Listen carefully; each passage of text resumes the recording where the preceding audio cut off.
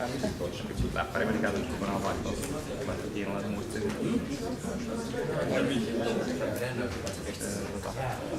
This panel is going to deal specifically with the question of strategies to look at 0 days, what works and what doesn't work, and the goal, of course, being to provide real security. Not to legislate for the sake of legislating, but the question is any regulation needed? This is a much less developed field of thinking on the European level, and so it's much more of an open discussion here where we don't have to refer to various definitions and various international agreements all the time, but can learn from practice and see whether action is needed or whether the market or society or the internet community can take care of it. The panel will follow a similar format as the last one. We have 3 speakers. One has already briefly spoken, Katie Musuri. She's with HackerOne and deals with bounty programs rewarding hackers for helping secure the internet as a whole. Then we'll hear from Vincenzo, who you've also heard briefly in the discussion. He is with Rocaco Holdings and knows a lot about internet security as a security researcher as well. And via video, she has been patiently following our entire discussion at a distance, so thanks for your patience. Mylene Figler from Oxford University will also share her thoughts, and then we'll have a small half hour left for discussion on this. So Katie, please. Thank you very much. Again, I didn't get a chance to thank you for inviting me for this opportunity to speak about this issue, especially in the emerging area of looking at regulating 0 days. I did speak briefly about the difference between 0 days exploits and exploitation techniques, but for this panel, let's bring it back to 0 days themselves. Looking through the lens of protecting the defense of the internet and specifically protecting human rights, most attackers do not require 0 days in order to execute their attacks. We have some evidence of this in terms of the elite hacking team technology. For example, their mobile malware required the user to consent to installing it and consent to access to the camera, the microphone, and the contacts, etc. So all of the things that the surveillance software was targeting was unfortunately with the consent of the user. And similar techniques, phishing, for example, are often used to compromise target machines with no 0 day required. Another revelation that came out of the hacking team hacks was that very few 0 days were in use or in trade by them at all.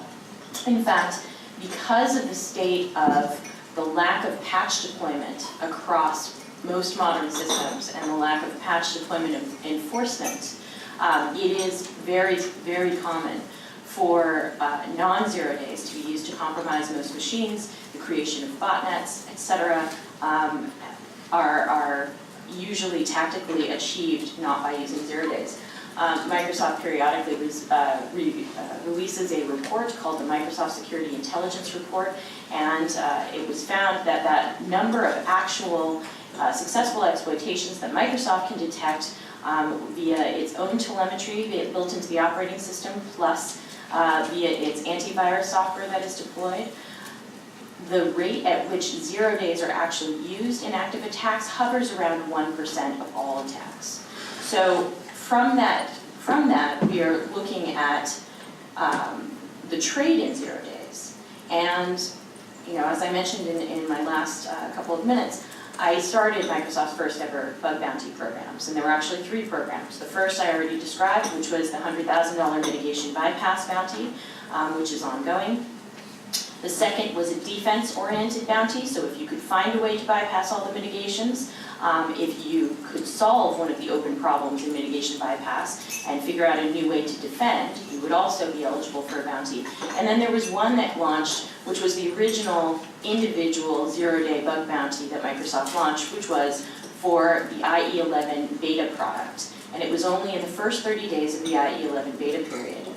So that marked the first time that the largest software company in the world openly paid for vulnerability or 0-day information in any of its products. Since then, Microsoft has expanded those 0-day acquisition programs to include Office 365 and Azure.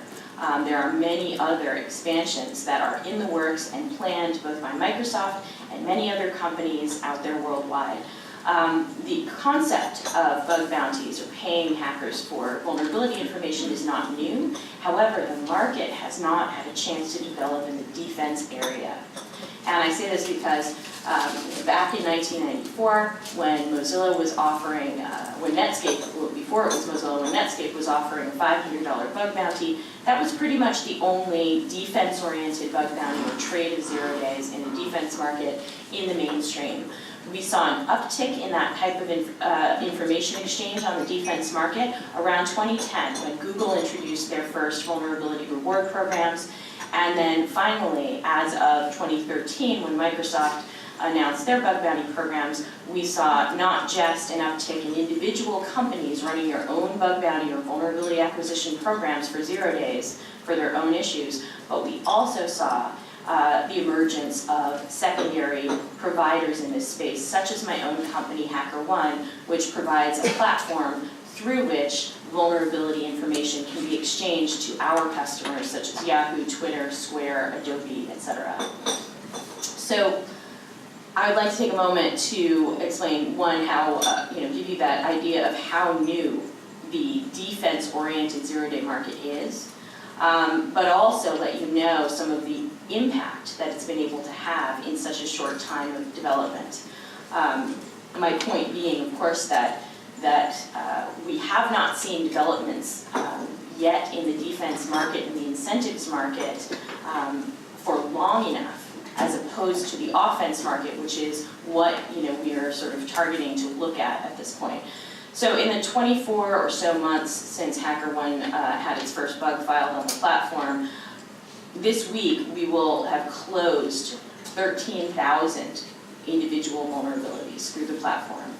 That is just with 1,849 hackers who have been thanked, 104 public programs. We have 3 times as many in invitation only that are not listed publicly. And that represents over $4.4 million in bounties paid. And that's just in the last 24 months. We have been growing as a company and adding customers, obviously. However, the burgeoning defense market has not had a great amount of time to develop specialized incentives, much like the ones that I created for Microsoft. Right now, we're just looking at one vulnerability for payout. There are other incentives in the defense market that should be explored and allowed to be explored, such as paying for defensive ideas, paying for mitigations, paying during certain time frames, such as a beta period, in order to incent researchers to come forward at a time that is most beneficial to defenders and end users alike.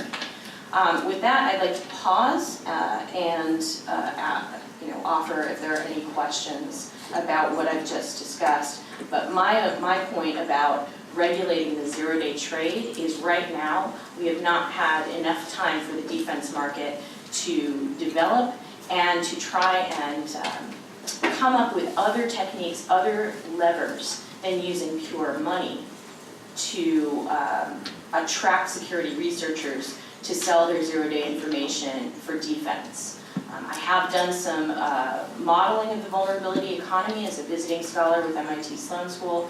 I can have that research available to anyone in this group afterwards. But the point there is that using money and essentially sales as the primary lever that you're willing to regulate is not necessarily going to affect the offense market or the offense trade that much. Much like the defense market cannot possibly outbid based on price, there's a logical cap by which you can't offer $1 million for an iOS 9 exploit that's going to be used defensively, or you will have no more Apple engineers left by the end of the year to fix anything or to create new products. So there is a logical cap in the defense market that has not yet been explored, and these other levers have not been explored yet. Thank you. Thank you very much. I already have a question, but first we'll go to Vincenzo, and then, yes. Thanks again for having me here. So just a bit of background. I've been in this industry for about 10 years. I haven't written a line of code in about 2 now, but I wrote my first exploit when I was 15, so I still remember how that works. So I did write a full formal thing, which I'm going to skip for the most part. Just one note is the fact that a lot of the things I'm going to say are essentially a joint work with a few of my colleagues, Thomas Dulian, Georg Wiczersky, Stefan Zunero, and Marathon. And they couldn't be here, but they were extremely helpful in writing this. To a point that Katie made before, I find it, again, interesting that people focus on 0 days, especially when we talk about human rights. Just to give some numbers, a researcher recently went through all the citizen lab reports on human rights violation through the use of surveillance software. And there were 22 reports from 2009 to 2014. Of those campaigns, only 8 actually did contain exploits, and only 1 was a 0 day. Even of the targeted attacks mentioned by Ms. Schaake in her submission, the only one that actually did involve a 0 day was the one in Ethiopia. The targeted attacks in Morocco were just simple social engineering attacks, and all the others in Iran, Bahrain, Libya, Syria, and even the ones in Ethiopia essentially relied on the ability to have control of the ISP and backbone infrastructure, and again, no 0 days involved. The other thing that I'd like to point out is that in the past few years, especially compared to like the recent leaks that we've seen from Hacking Team, the state and the level of software security has gone up significantly. We don't have like a clear metric here, but I think the best signal or proxy for this is to look at public bug bounties. So a few weeks ago, a company named Zeroium launched a $1 million bounty for jailbreak against iOS 9. To give a perspective on that number, in 2014, during Control, which is a defensive competition where people are supposed to showcase 0 days against new device, the equivalent of an half jailbreak was priced at about $100,000. This is to say that realistically the state of security is improving a lot.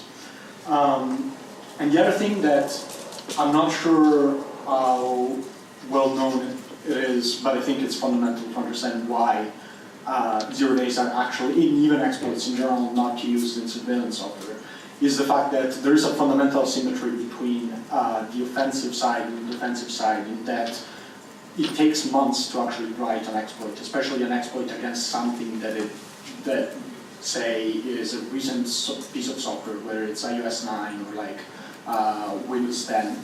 And it takes between, let's say, a few hours and a few days tops to actually fix the vulnerability that allowed the exploit to function.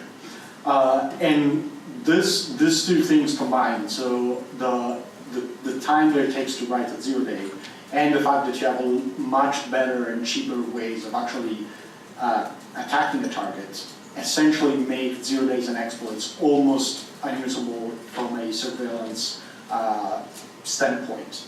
Meaning most of the common off-the-shelf kind of like surveillance software that you can see, like Fisher and so on and so forth, do not ship 0 days and will realistically never ship 0 days because the pricing point just doesn't work. The other thing that I would want to point out here is that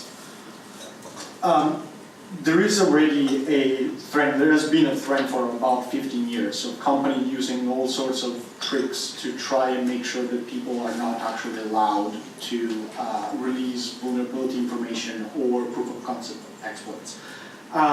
Most recently, Oracle, FireEye, and Blue Coat have all tried to coerce researchers into not publishing findings.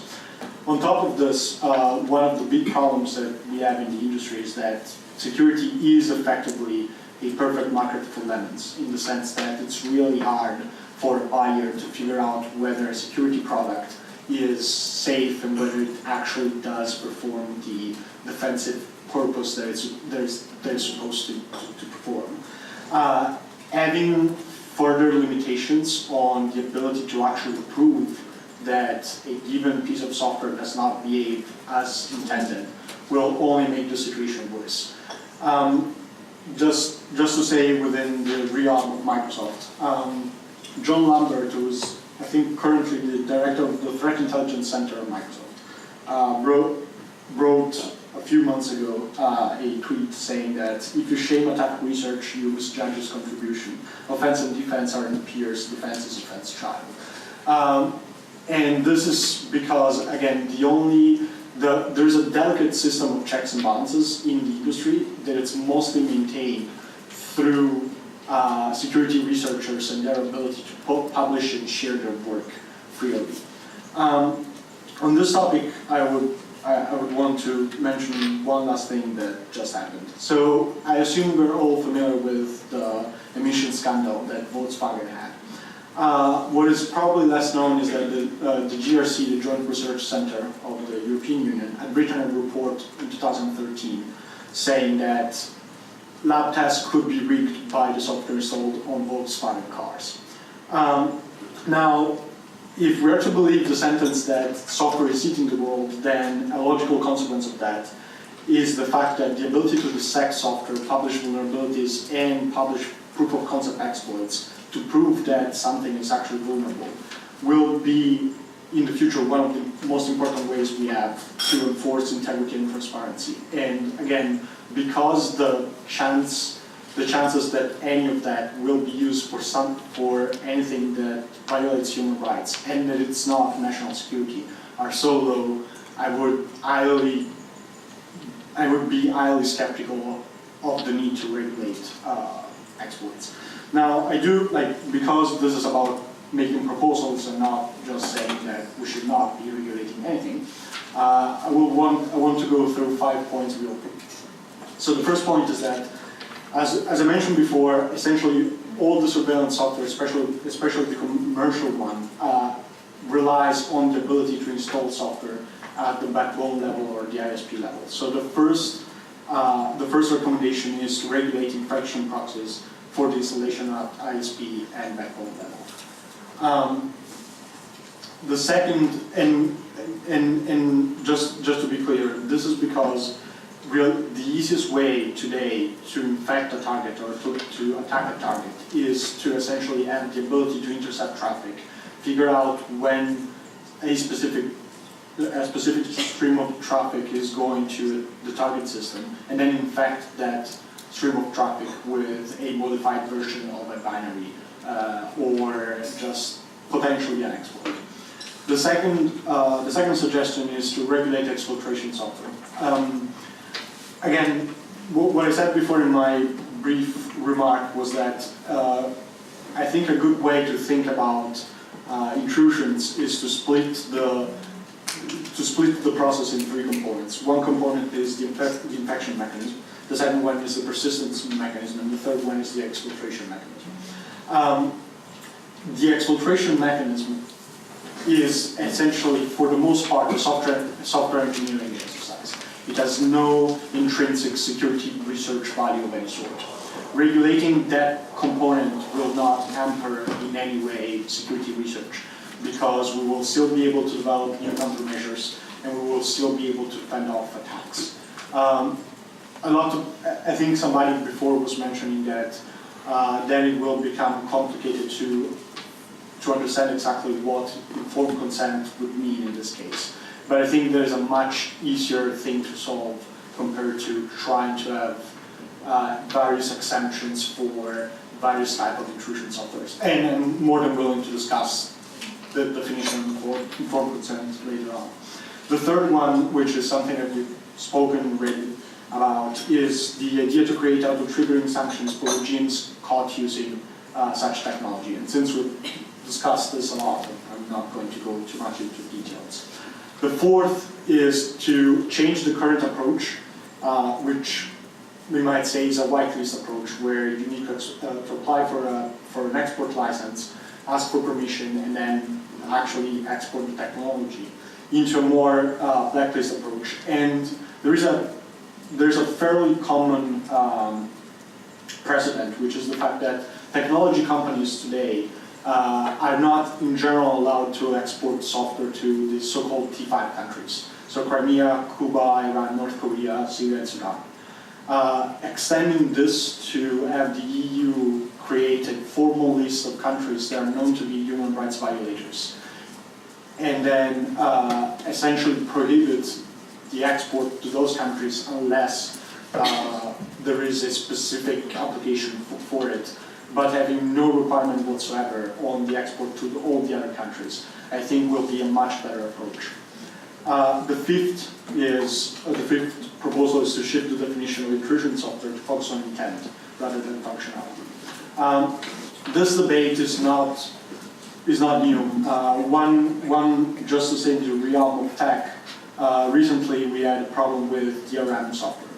Essentially, the idea was that we do want to allow people to have backups of their data, but to back up their data, the backup software might need to violate the DRM mechanism in places. And the way this was fixed is to look at manifest intent, meaning in what way the software was marketed. What were the features that were used to convince a specific customer to buy a piece of software. The last suggestion that I have is to establish a technical committee of information security researchers. I do think that the confusing wording in Wassenaar and a lot of the other legislations I've seen was due to the fact that there was a lack of proper technical counsel. I don't want to create any enemies here, but neither the privacy rights organizations nor most of the technical people within governments have the technical knowledge and abilities to actually guide the process to understand how intrusion software actually works and how to mitigate the parts that are of fundamental importance for the industry versus the parts that can easily be regulated without any problems. So I think it would be important to establish such a committee, and I know it sounds somewhat silly, but I do think that especially if we're talking about intrusion software, the rule of thumb should be that you're only allowed in the committee under one of three conditions. One, you have written exploits or intrusion software in the past. Two, you have a multi-year provable career path in which you have analyzed targeted attacks. Or three, you have in some capacity worked for a software vendor and essentially your role there was to fix vulnerabilities and come up with security countermeasures. I think this is all I have. Thanks again for having me here.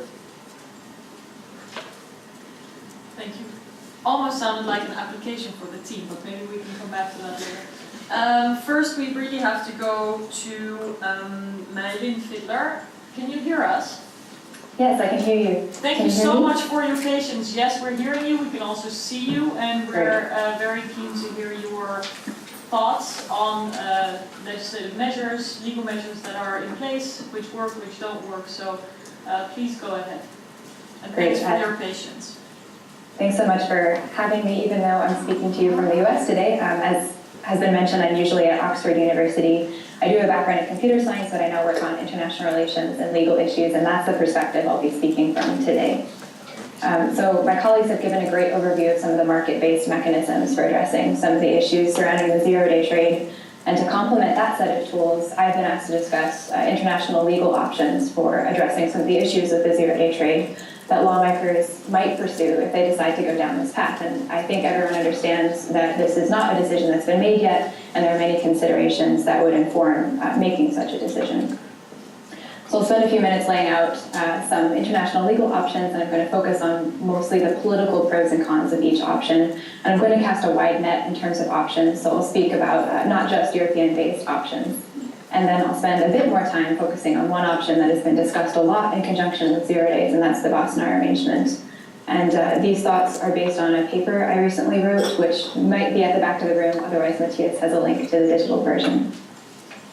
So one thing I'd like to comment on first is that this session is export control themed, but I would definitely urge folks involved to consider, in addition to human rights concerns, the negative cybersecurity effects of Western governments purchasing, stockpiling, and using 0 days. This use also creates demand on the 0 day market, so addressing this source of demand should be considered in conjunction with other options. It's also important to think about this because your goal for regulating would also change what option you end up picking if you go down this path. So we broadly have two kinds of international legal options for addressing the 0 day trade. We can adapt an existing organization or agreement, or we can create a new one. So starting with existing options, one possibility is to go straight to the top. We could work through established UN approaches. One possibility would be the UN Governmental Group of Experts on Cybersecurity, which has been tasked with figuring out how international law applies to cyberspace.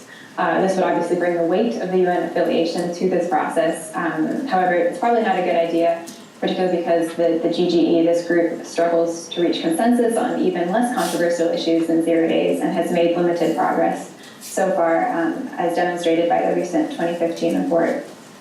The 0 day trade also does not obviously violate principles of international law, and so this would make it particularly challenging for a group like this to address this pretty much new issue given their mandate. In a similar vein, we could work through the primary existing treaty on telecommunications issues. That would be the International Telecommunications Regulations. This treaty currently doesn't address any issues that are similar to 0 days, so probably not a great fit. And revising this treaty has become very politicized, so that's probably not a great option. A new treaty obviously would also be similarly politicized, and as a dual-use technology, a treaty would be particularly hard to draw up. This was done with the Biological and Chemical Weapons Convention, which a lot of people brought up in relation to this.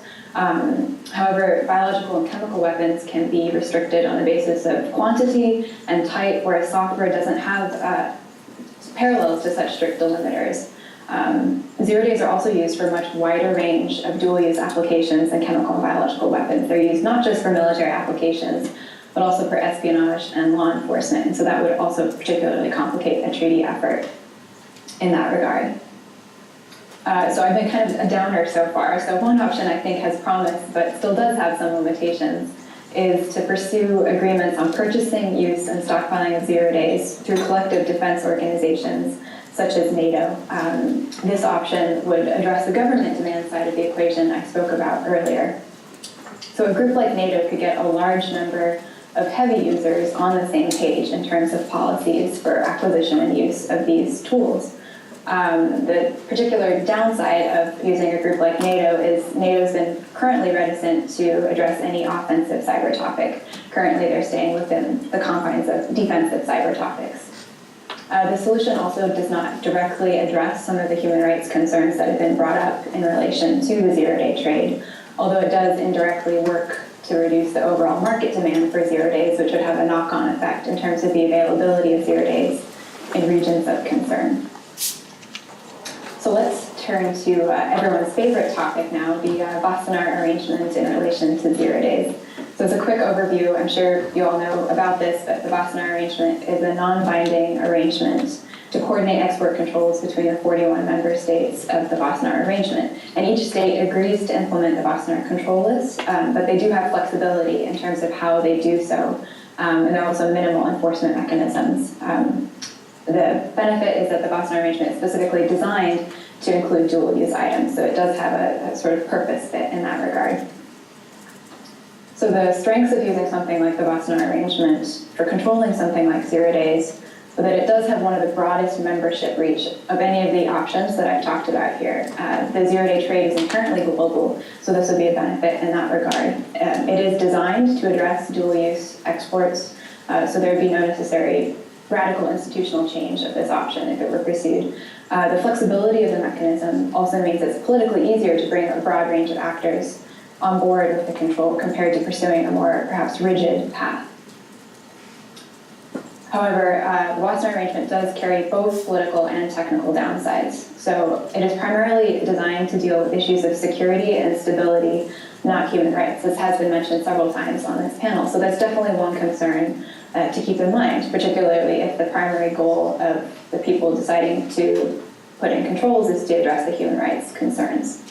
The second issue would be that the flexibility of the mechanism is a great political asset, as I said, but it can also lead to either overly stringent or overly lax interpretations of the control list. And this would lead to inconsistencies between member state applications, which reduces the power of the instrument as a global mechanism. Last, again, this has been mentioned several times already as well, the controls of the Wassenaar arrangement are usually based on technical definitions, and that approach can provide less flexibility than some of the other things that have been recommended on this panel, such as end destination or end customer-based controls. So to briefly touch on recent events that have happened in relation to the Wassenaar arrangement, these recent events have bolstered the pros and cons analysis I've just laid out for you all. So in 2013, when intrusion software controls were added, we were trying to see where this would head. This summer, the US released their draft implementation of these changes, which drew a lot of criticism for being contradictory and confusing in terms of the definitions of what was controlled, and it initially seemed to perhaps surpass what the Wassenaar language suggested. The US has since backtracked on this, gone back to the drawing board. But it did demonstrate the potential I mentioned for member state leeway and inconsistency in terms of application of these control lists. The hacking team emails over the summer also revealed the hacking team was in some kind of negotiation with the Italian government about how its products would be treated under the control lists, again further demonstrating the possibility that member states interpret control lists differently.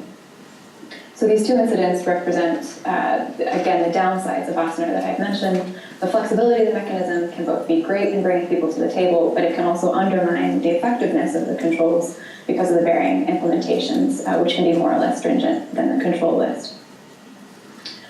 So to sum up, the Wassenaar arrangement perhaps emerges from the options that I've discussed as the most politically feasible, but its status as perhaps the least bad option does not automatically mean that it should be pursued, particularly given its lack of direct focus on human rights issues and the challenges of recent implementations that it has faced. So I would definitely encourage people thinking about this, again, to explore control options through an organization like NATO that could address the Western-driven demand for 0 days, which is a significant driver of the overall 0-day market. And to remember, as many other panelists have said, that there's unlikely to be a silver bullet approach to the 0-day market. Thank you. Thank you very much. I think that was very clear assessment of what is possible with clear questions about what's needed, and that also came through very clearly in both previous presentations. Let's broaden the discussion a little bit, because I think it is clear that only zooming in on 0 days may not get us any further. We've heard your discussions about it, but we've also, throughout today's discussion, talked about intent, about context, and about the need to bring technological knowledge to the policy-making level, which I take to heart very much. And I was just recalling how at one point when I was at the CCC meeting in Berlin, actually, there was a lot of people complaining about, surveillance technology and people being worried. These security researchers, whoever is interested in going to CCC, talking about NSA type practices and how the world has, gone rogue, and especially governments are really dangerous. And then somebody in the audience got up and said, "Guys, hold on a second, we made this shit." And so where you guide your knowledge and how governments can incentivize bringing this technological knowledge to the place that encourages a good outcome in the sense of good for society, good for the safety of the internet, etc., is something I'm interested in. Coming back to that discussion, that perspective, I wanted to ask a few things, bring a few things into the discussion. Earlier, Stuxnet was mentioned. So maybe one or two of you would be interested in reflecting on whether or not 0 days were involved in Stuxnet, because it may be a small percentage of all the attacks, but if it is among the most impactful attacks, it might still be a factor to consider. Secondly, I would like to look at the increasing dependence of governments on private actors to secure data, to run vital services, etc., and the impact of neglect on the part of companies. I think Katie's explanation of bounty programs, of course, show how companies can encourage invite researchers to share their knowledge with these companies. But there's also sort of a basic responsibility of companies to secure their systems, to make sure that data is protected and that they offer solutions themselves far beyond 0 days, is what I'm trying to say. And so could we broaden the discussion in terms of exploring the option of what if the penalty or price for neglect would be increased? So could governments also have sort of a minimum standard of protection which would incentivize companies beyond just, initiatives of paying bounties, but to up their own efforts to secure? Second, there's a big discussion about the disclosure of 0 days. What would that do to your world if there would be required disclosure? Are there experiments with that? What are your assessments of the impact that would have? And thirdly, I would be interested in learning a bit more about how you see governments as purchasers of 0-day exploits and other vulnerabilities. Colin mentioned in the first panel the risk of proliferation. Of course, the more buyers there are on this market, the higher the price becomes, so the higher bounties, I guess, Microsoft and the like have to pay. And perhaps also, the idea that governments develop certain offensive tools also impact the risk on the other hand, because if these tools proliferate, then companies may have to defend themselves against it. So these were just some aspects of this discussion which I think might broaden it, but allow us to look further in terms of where legislation might have impact or whether we should not intervene at all at this moment. Who could I give the floor first? Katie? So I counted 4 questions. I'll try to quickly go through my take on all of them. Your first was Stuxnet, whether or not 0 days were used in that. I believe it is public knowledge, so I'm not revealing any prior employer secrets that 0 days were used in that. However, when we bring it to the context of who was being attacked and by whom, there was really no human rights component in that particular piece of malware. As an example, nation states certainly using 0 days for targeted military type of attacks or pseudo-military attacks on infrastructure in another nation is certainly worthy to address, but I think it's outside of the scope of what we were trying to address with the human rights focused discussion here. The second question that I saw was company neglect and the responsibility of organizations to protect themselves, to try and acquire information about their own vulnerabilities, to try and potentially encourage vulnerability reports from security researchers. In an unintended, timely way, I have released a maturity model on vulnerability coordination that's designed to provide a baseline assessment of any organization's capability of receiving and coordinating vulnerability reports coming from the outside. And that's really whether it comes from a security researcher or a partner or a customer or really anyone from the outside or even a fellow vendor. Most organizations do not have the capability to even receive an incoming vulnerability report in their existing products and services. Recent example of this, Rapid7 did a research project on baby monitors that were internet enabled. So this touches upon Internet of Things. It also touches upon, some of the most vulnerable citizens, infants and children. Only one of the companies that was studied even had the capacity to receive a vulnerability report and then a process by which to deal with it. So certainly, an improvement that could be made that is directly related to organizations and companies is some sort of requirement that there be a way to contact them to report a security vulnerability, of which many companies lack this capability, and that they have a way and a process to follow to investigate, triage, and remediate that issue, and finally, a way to disseminate the information to the affected parties and the general public on how to mitigate or resolve that issue. The third question I heard was about the required disclosure of 0 days. There are levels of disclosure. We can go into it in more detail, but I've run vulnerability coordination and disclosure programs both at Symantec and Microsoft, I founded semantic vulnerability research in which our own employees would disclose to outside parties, and similarly with Microsoft vulnerability research that was designed to do multi-vendor coordination of issues that affected more than just Microsoft products, and also for discoveries of internal researchers at Microsoft trying to disclose to third parties.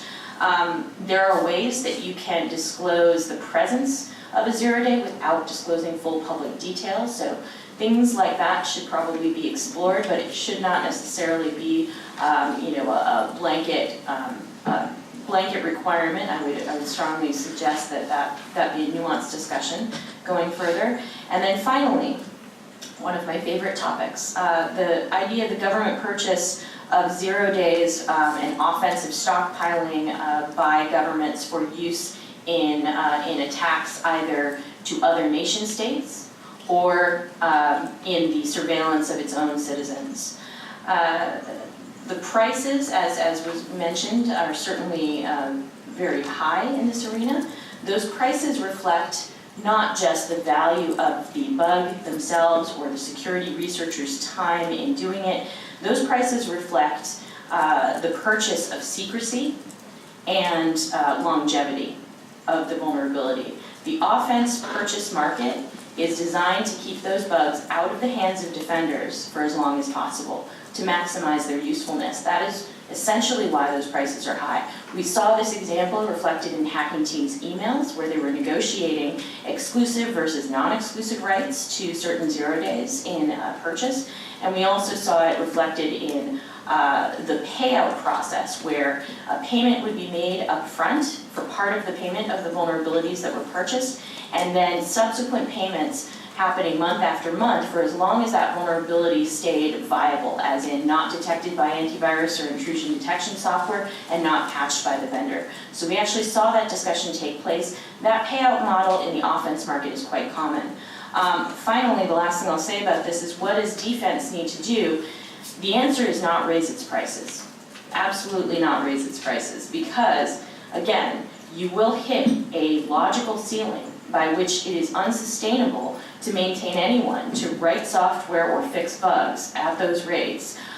Even the iOS 9 $1 million bounty that has been pledged by Zerodium to be paid out 3 times, even that price for offense uses invites collusion with internal parties who might have insider knowledge, because there's definitely plenty of money in $1 million to spread around. So in terms of proposals for what defense needs to do instead of outbidding and trying to outbid the offense market, this was partly the subject of the research that I did, that I mentioned earlier, with MIT Sloan School in modeling the actual dynamics of the vulnerability economy and exploit market. So one way to help drain the offense stockpile of vulnerabilities, and that is the stockpile accumulated by governments, nation states, and criminals, is dependent upon the maturity of the software target. Less mature software has more bugs. You tend to have a higher instance of co-discovery, or what we would call bug collisions, where the offense seekers and finders of 0 days in that software may find a lot of the same low-hanging fruit as the defenders who are looking at the same piece of software. One way to drain the offense stockpile there is obviously to offer a bug bounty, attract more eyes to the defense side, and you will see an increase in what would be bug collisions. In more sophisticated software that's been hardened, the rate of co-discovery is much, much lower. And so in order to close the defense skills gap that we see, it is actually more effective to bounty tools and techniques, not just fuzzers, because a fuzzer can only show you a crash. It cannot show the defender whether or not that crash is actually an exploitable bug. But tools that can accelerate the discovery of exploitable vulnerabilities on the defense side is one effective way to create bounties and incentives to help drain the offense stockpile. Okay, let me try to address all the questions. So on the topic of Stuxnet, yes, Stuxnet did contain 0 days. Most of the targeted attacks that we've seen at the nation state level, meaning for espionage purposes or military purposes did contain 0 days. Whether this is bad or not, as Katie mentioned, I think it's an interesting topic. But I'm also sure that it's outside of the scope of the EU in general, because as far as I remember, the EU has no ability to essentially write legislation on national security. And I think both espionage and military actions should be treated in a much more careful way than the debate that we're having today. On the topic of whether software companies should be potentially liable for vulnerabilities that they have in their software, I think we are now getting to a point where we have the means to be able to understand when a specific company is being negligent with the security of a product. Combining that with essentially the impact that negligence has on a third party, I think would be a good start in terms of a discussion of whether companies should be liable or not. My personal opinion is if the company has a market capitalization above a certain threshold and they're clearly being negligent, then they should be liable for vulnerabilities that they have, especially if they have an high impact.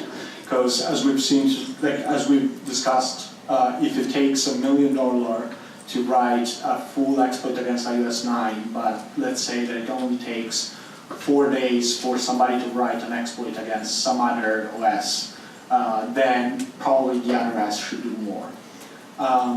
So that's my take on whether software companies should be held liable or not. On the topic of whether governments should stockpile or not, and I have probably a weird position in this. My take is that because 0 days are the hardest way to attack somebody, in my ideal world, every time you want to attack somebody, then you will need to use a 0 day, because this means that the chances of doing mass surveillance become much lower.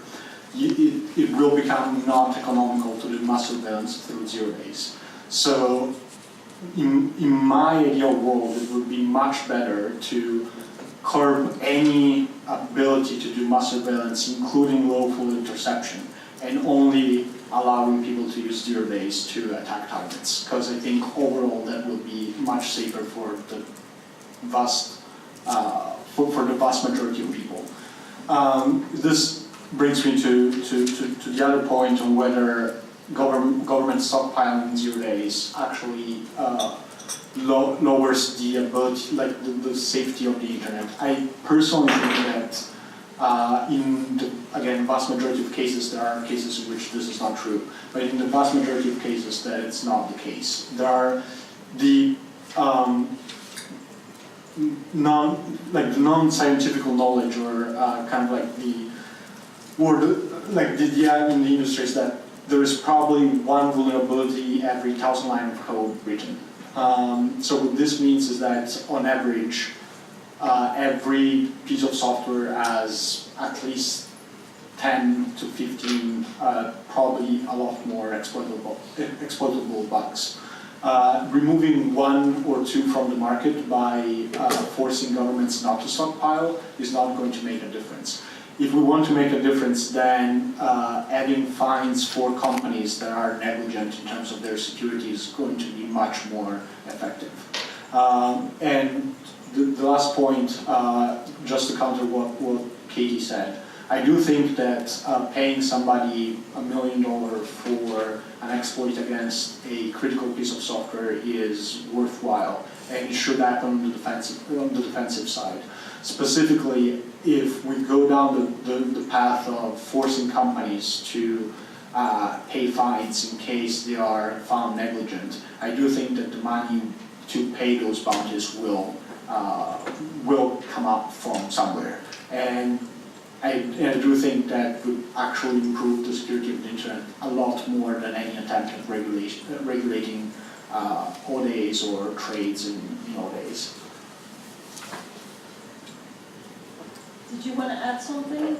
Sure, I'll just add a couple of facts and figures on the first and last question here. So as my other panelists have said, Stuxnet, there were 0 days used in that. The one thing I wanted to add is there's possible indications that one of these might have been purchased on the 0-day market. The majority of them were developed in-house. One resurfaced elsewhere, so it's a possibility that it could have been a co-discovery or it could have been purchased on the market.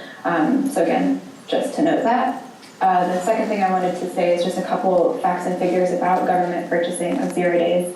So the US government, again, we have scant figures about this, mostly that have come from leaks. We definitely know that the US government spent $25.1 million in 2013 for purchases of vulnerabilities. So that's not a huge amount. They do most of their stuff in-house, but there's a sense that they might be purchasing the cream of the crop from the open market. And we do know that they were affiliated, they had some kind of contract with Bupen. So again, it's the US government as well as other unsavory actors who are involved with these companies. So that goes back to the point I made about dual demand that's coming from both sides. Just one last thing would be to list the countries we have confirmed are purchasers of 0 days. So we have a range of countries. We have Israel, Britain, Russia, India, Brazil, Malaysia, Singapore, and more unsavory countries like North Korea and Iran. So again, you can see there's a split. It's a wide range of what we might think of as good and bad countries. The countries that are more reliant on those purchases are the ones with less sophisticated in-house cyber capacities. So those are the ones who are definitely making up the majority of the volume of this government purchasing. One thing to think about, though, is that as we regulate government purchases, it might drive more of this in-house out of reach of effective oversight, transparency, and regulation. So that's definitely also something to keep in mind. Interesting, yeah, that is another side of the equation. Okay, I'm just gonna look around for questions, is that okay? I have seen Fukami, but there must be other people, or are you all, no? Okay, then maybe Katie, if you want to pitch in on this discussion, that makes sense. Yes. And I think Stefan also wanted to say something, so I'll come to him, and then Fukami, you can bring up a new topic if you want. A couple of things that were interesting points. Thank you. I wanted to dive a little bit deeper in-house 0-day discovery versus purchased. Again, I had brought up the ease of discovery in certain types of software versus others. I won't pick on specific vendors, but vendors who have more security work to do in hardening their products. There are more skilled researchers available in the pool of suppliers of 0 days. So just to give you an idea, the relative pool of security researchers worldwide, whether they're employed by a nation state or independent or not, is around 1,000 individuals at any given time who are capable of finding and exploiting vulnerabilities in the latest hardened software. This is a steady number because of a number of reasons. There's sort of natural recruitment into this pool of individuals and teaching of the dark arts, as it were. And then there's a natural attrition rate as well. Folks either attrit out of this group because advancements in the technology itself make it so that their skill set becomes obsolete and they can't keep up. They grow up and decide to do something else with their lives. And a number of other reasons. But worldwide, there's a pool of about 1,000 who are at the very, very top skilled level. Now, that being said, in-house 0-day discovery versus purchased tends to move along the lines of it's possible to keep a person employed in-house in a government, for example, for a certain period in their career before they know that their skill set is so valuable. They could either just leave and go independent, or they can leave and create a business and do something else, with their knowledge and skill set. So there's that natural attrition. I wanted to also bring up very briefly Vupen and other types of subscription models. When I was actually researching pricing on the Microsoft bounty programs, I asked Vupen and other exploit sellers and exploit subscription sellers, how much would they charge me for a technique? I did not want a 0-day. I did not want an exploit necessarily. I wanted a white paper that would describe a brand new exploitation technique.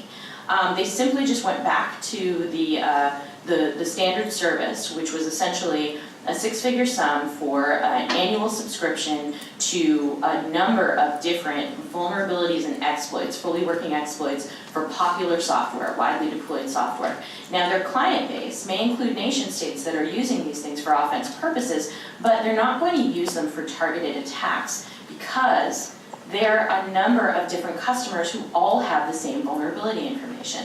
A lot of those customers are going to use that zero-day and exploit information to write their own IDS/IPS signatures and AD signatures to protect themselves against that stream. But essentially, that represents a non-exclusive sale at a very broad rate, where it's not necessarily going to be used in a Stuxnet-like operation or in an operation that is going to be a targeted attack for which exclusivity of that vulnerability information is necessary. So I just wanted to point out some of the dynamics of how that subscription service works, and then the differences between in-house discovered vulnerability skill sets of those researchers versus what they have to purchase because of hardened software.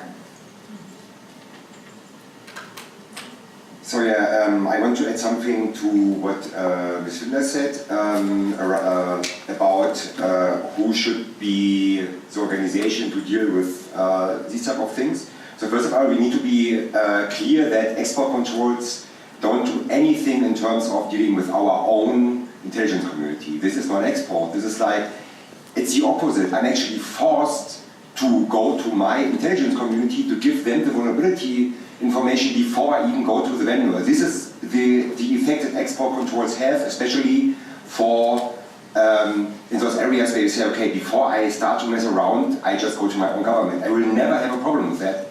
And I actually give them the tools and the cyber weapons that they need to attack others. So this is actually, you need to be sure that this is, or clear that this is the effect. And the other thing is using NATO or other military organizations to deal with civil security means is a catastrophe. That's like really a stupid idea, sorry. That means, so we are all talking about the NSA and GHQ type of attacks, implants in routing hardware and stuff like that. We are not, this is like a so close relation that we actually, if we want to define a civil mean, and this contains civil rights things, military is not what we need to have in order to secure civil infrastructure. That's in fact the opposite. We need to make sure that and this is very, very difficult, and I know this is like a position that not everybody shares, but I think that we should leave out the military of our civil destruction discussions around like how to secure and harden everything. Could I jump in real quick just as a response? Of course, go ahead. Yeah, just to be clear, I was not suggesting that organizations like NATO should now be responsible for dealing with export controls or things like that. Most of these decisions that happen within the governments happen behind closed doors, and so an option like NATO would give an option for governments to come together and create accords among themselves about their own use stockpiling. So it would be an internal discussion. I wouldn't be suggesting that they'd have oversight over any of the civil aspects. It would be a political way to a political solution.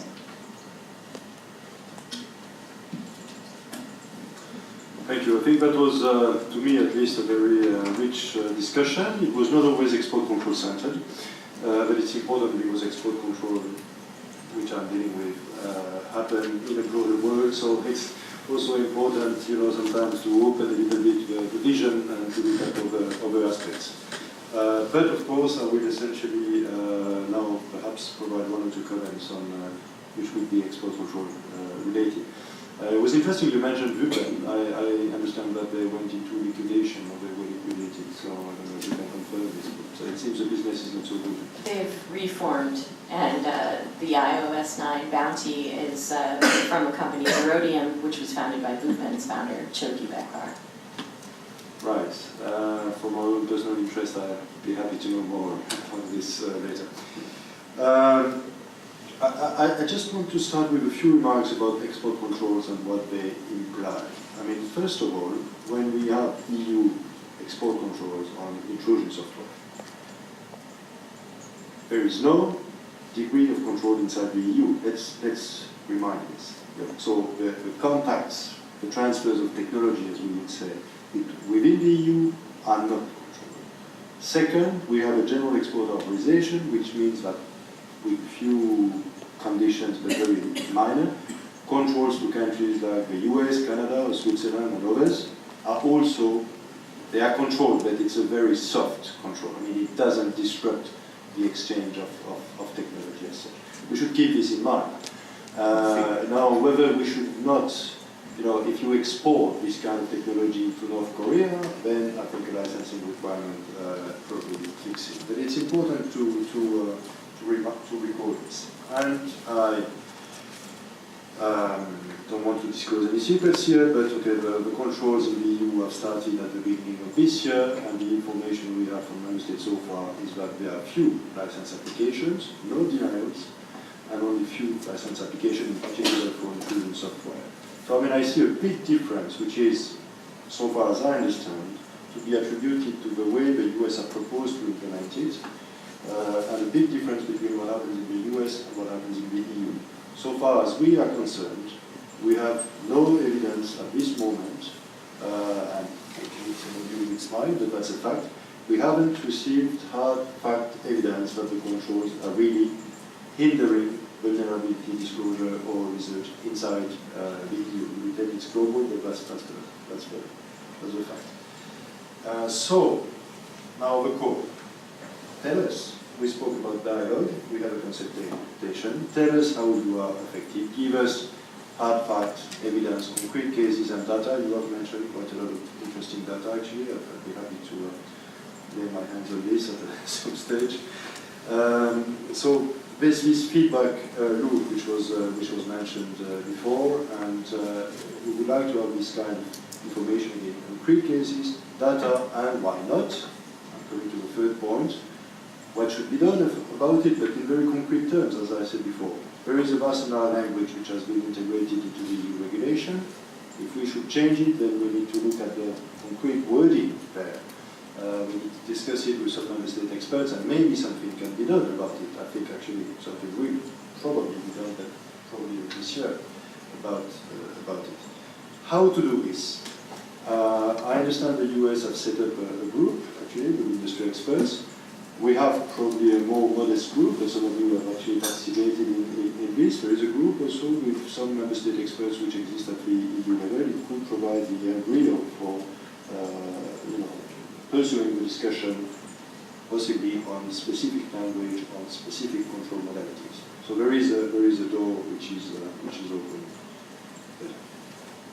I'll stop here. I had some questions on exfiltration, but I'll keep that for the research. Thank you. Colin asked for the floor, then I'll come back to you all, and then we'll have to wrap it up. So I think this is interrelated, so I appreciate the preceding comments. I have a question and perhaps just a hope for a provocation of a particular discussion. Actually, it was previously mentioned that infection proxies might be a target for particular regulations. In fact, they are. The primary controls target software and hardware responsible for the generation, operation, or delivery of communication with intrusion software. That includes infection proxies. In large part, the conversation that we're having is tainted by the United States' initial interpretation, which creates two problems, one of which is the role of pen testing tools within that framework. That is, I think, to a certain extent, a US idiosyncrasy based off of the removal of the general software note from the equation due to perceptions about the inclusion of encryption. I think the more pressing question for this community is the role of the technology for development of intrusion software. And so I wanted to actually offer a question or offer an opportunity for clarification. Katie, you had mentioned previously, sort of in contradiction with Mei Lin's remarks, that exclusivity is what makes a vulnerability potent or an exploit potent. You had mentioned that targeted attacks don't rely on feeds such as Bootpin's private feeds, but we had already previously established that Stuxnet had potentially used an exploit offered by Bootpin.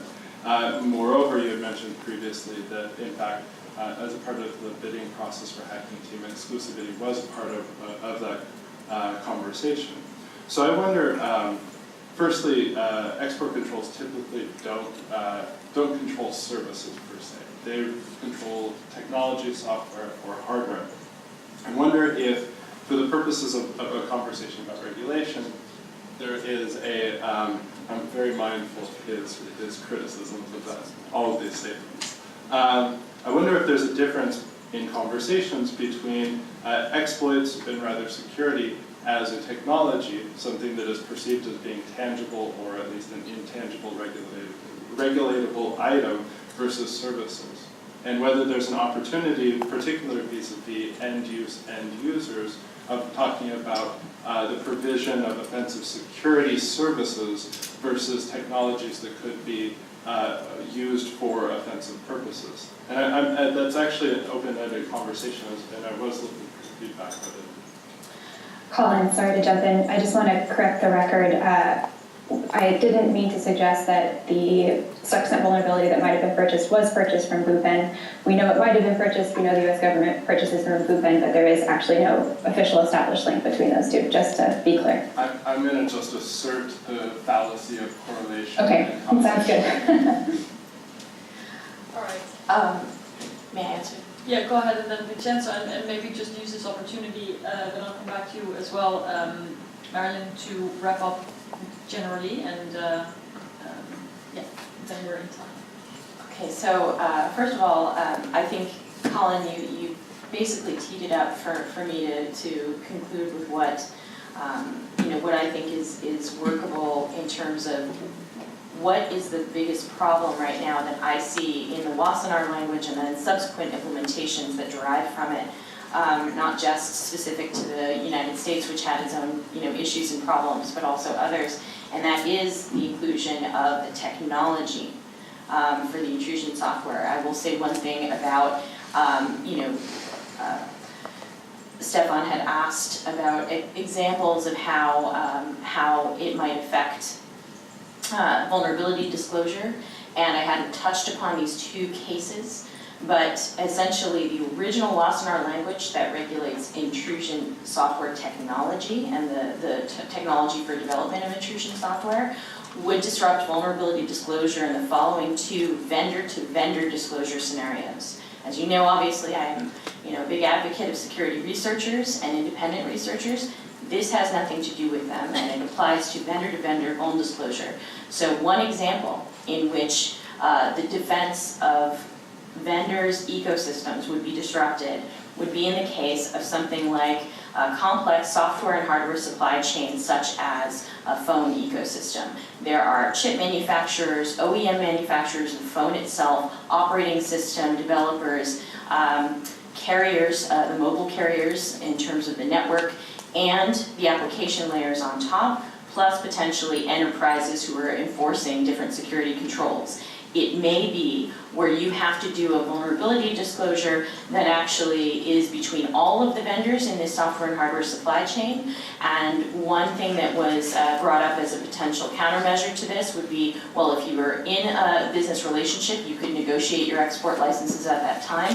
That, however, will not include the application layer of these devices, which may include countries or application service providers in countries that are outside of the Wassenaar arrangement. The end security of a device like this is it's not possible to do adequate vulnerability disclosure with this language still in the Wassenaar arrangement. So that's one type of vuln disclosure that's vendor to vendor only and would be disrupted by the language around intrusion software. The other is disclosure in an emergency situation such as heartbleed.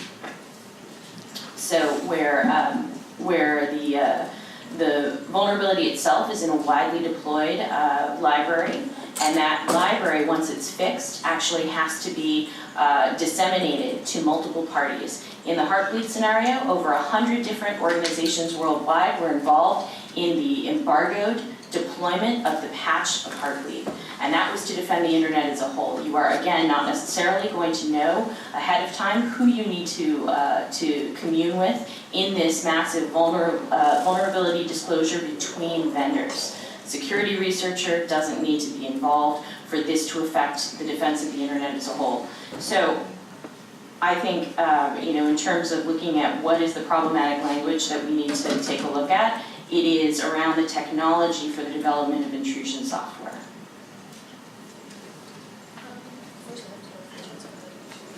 Yeah, three really quick things. So the first one is we do have a proposal that is being submitted now to the US government in terms of now to change the Wassenaar wording. I believe we sent you a draft of that. We're more than willing to send that to the Commission as well in terms of like practical help.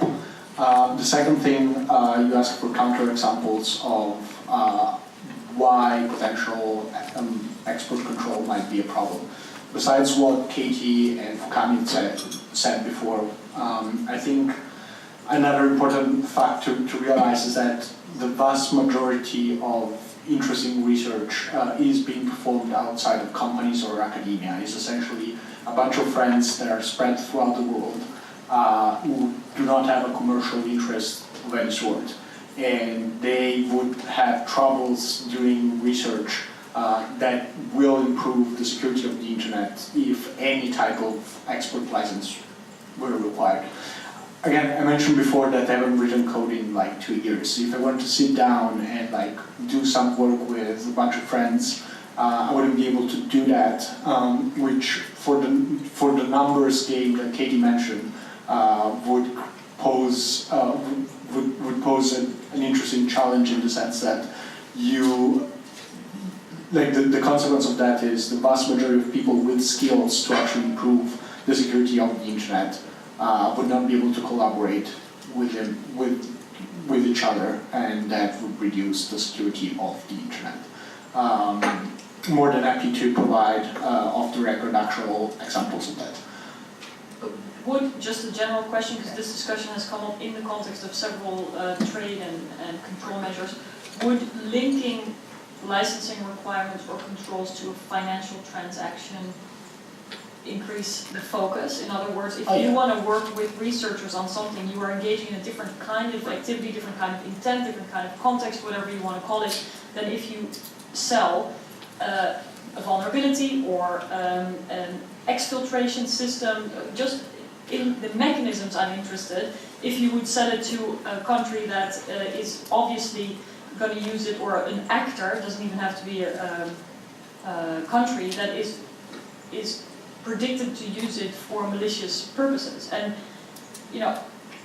my sense is that there could well be a big chunk of idealistic people in those thousands pool whose incentive is not only money.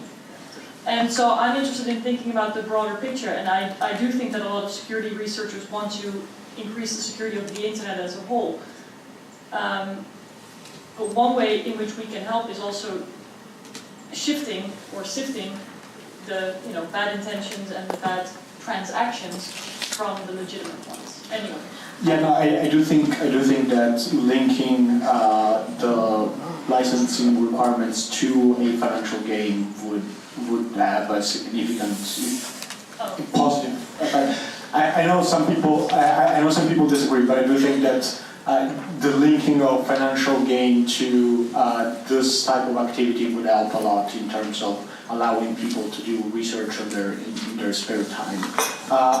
One thing I want to add to this is that the risk is similar to the risk that insider trading laws have, which is if you look at the US recently, there are a lot of cases where financial gain is a weirdly defined concept, and the risk is to make the same mistake in this case as well.